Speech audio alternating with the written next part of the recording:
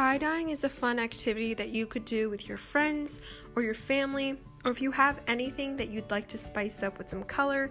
It's a perfect way to transform something plain white into something that's colorful.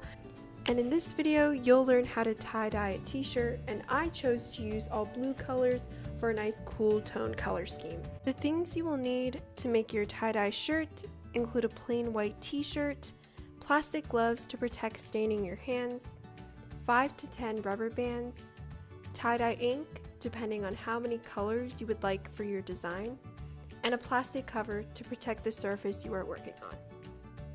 Now that you have all the things you need, let's begin tie-dyeing. First, soak your plain white t-shirt into room temperature water. While your t-shirt is soaking, fill your bottles of dye with water and shake until the powder is well dissolved. Once you're all set, lay your damp t-shirt flat and choose a place on the shirt to be the origin of the swirl. Twist your shirt into the center point that you've chosen using your fingers, making sure to keep the layers as smooth and even as possible. Continue twisting and make sure to gather the looser ends of the shirt into the bundle. According to Instructables.com, if you fail to gather those looser ends, your shirt may have uneven dyeing and not reveal the continuous swirl design. Mold your shirt into a tight bundle and wrap rubber bands around it to preserve the swirled shape.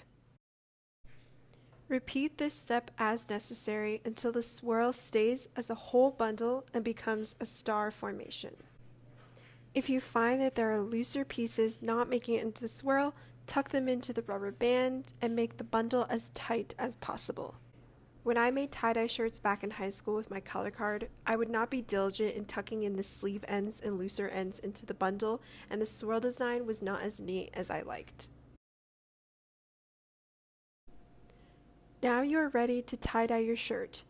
Remember to put on plastic gloves to prevent the dye from staining your hands, and then begin squirting the ink onto the shirts.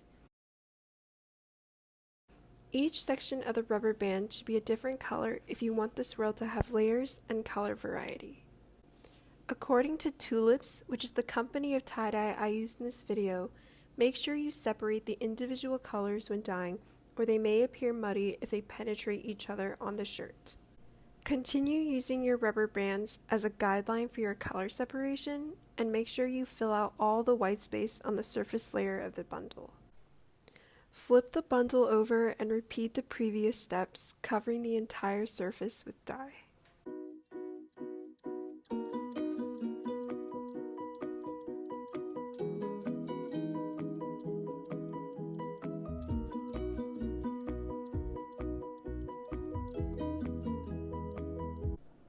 According to Joanne's Crafts, once you have finished dyeing, place your bundle into a plastic bag and let it soak for 6 to 8 hours. After the shirt is done resting, take it out of the bag with your plastic gloves on and use scissors to cut off the rubber bands. Be careful not to accidentally cut the shirt while you're using your scissors.